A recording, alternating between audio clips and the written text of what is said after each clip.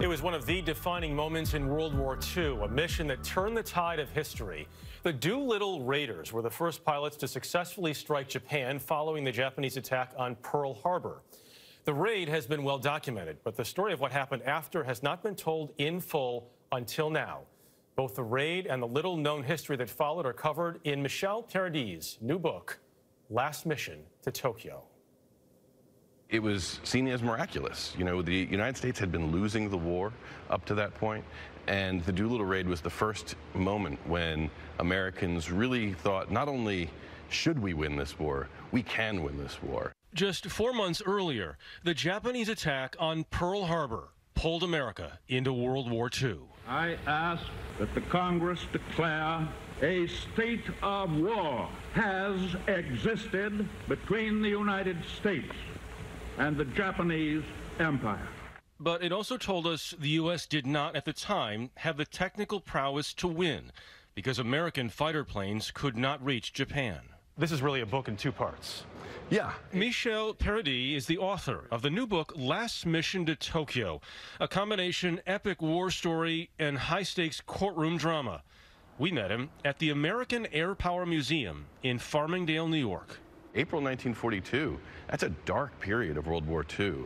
We'd lost the Philippines. The Bataan Death March results in 10,000 American soldiers dying, tens of thousands more being interned by the Japanese. The British lose Shanghai, Singapore, all of their major possessions. Americans did not have a way to win in the Pacific until a pioneering pilot named Jimmy Doolittle was put in charge of a top-secret raid that many considered a suicide mission. Not until they are miles at sea do these men know definitely the mission for which they have volunteered. His charge was to get 16 B-25 bombers from the deck of the U.S. aircraft carrier Hornet into the heart of Japan to strike Tokyo.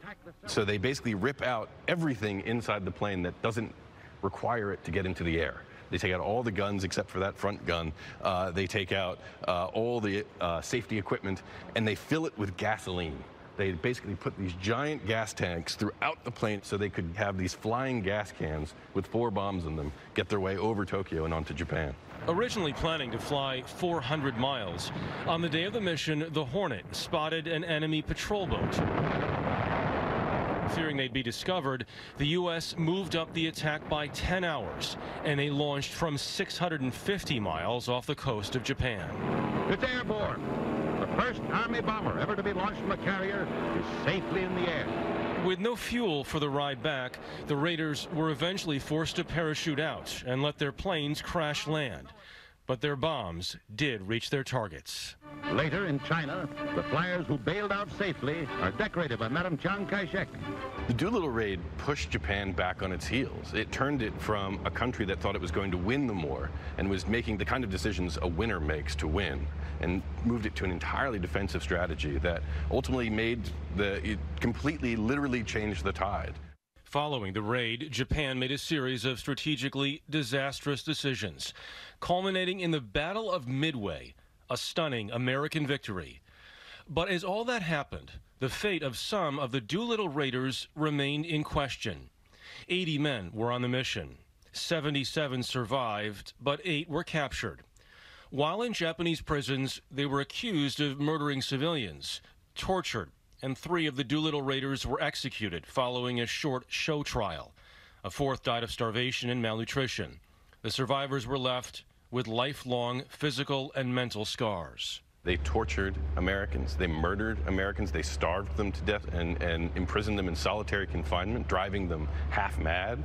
Paradis, who's also a lawyer for the Defense Department and has defended Guantanamo detainees, says this book is the first in-depth recounting of the trial of the Japanese soldiers responsible, which took place in Shanghai after the war in 1946. The thing that really grabbed me and made me want to invest in this story when I first started researching it was that we gave the Japanese a fair trial. The book includes new details about the prosecution's investigation deep into the fog of war to find the perpetrators of a crime against America's greatest heroes, and the stories of those tasked with defending the accused, a role that put them in the crosshairs of public opinion while trying to uphold American ideals. That includes the lead defense lawyer, Colonel Edmund Bodine, a pilot himself. Here he's representing someone who is hated by everyone in the country, who everyone assumes is just going to be executed. So they assume he has an impossible mission too. And nevertheless, he commits to doing it the right way. There was pressure to not do it that way. Absolutely. There was a lot of pressure to just execute people. And one of the forgotten pieces of the post-war history was the real debate. Should we have these war crimes trials at all? The 4 Japanese men on trial were ultimately given between 5 and 9 years hard labor. Paradis says Shanghai set the stage for better-known trials that came after. The Tokyo and Nuremberg war crimes tribunals, which held high-ranking officials of the Japanese Empire and Nazi Germany accountable for their actions. And he says it became the precedent for laws that still govern modern warfare. The Doolittle Raid goes from being an important military victory to an important victory for American values, and ultimately succeeded in not just making the standard for American allies around the world, but succeeded in making international law, the basic expectations about human rights, about fair trials, about the prohibition on torture. Did not envy Michel's job going through this massive amount of material, but he did a really nice job stringing it together. And it's always nice to hear about a piece of history that you might not be familiar with. Yeah, and also just the impact that he was just talking about at the end there, that it's that lasting impact. Yep. Sometimes doing the right thing at the hardest time becomes the most important thing Rules to do. we still try to live by today.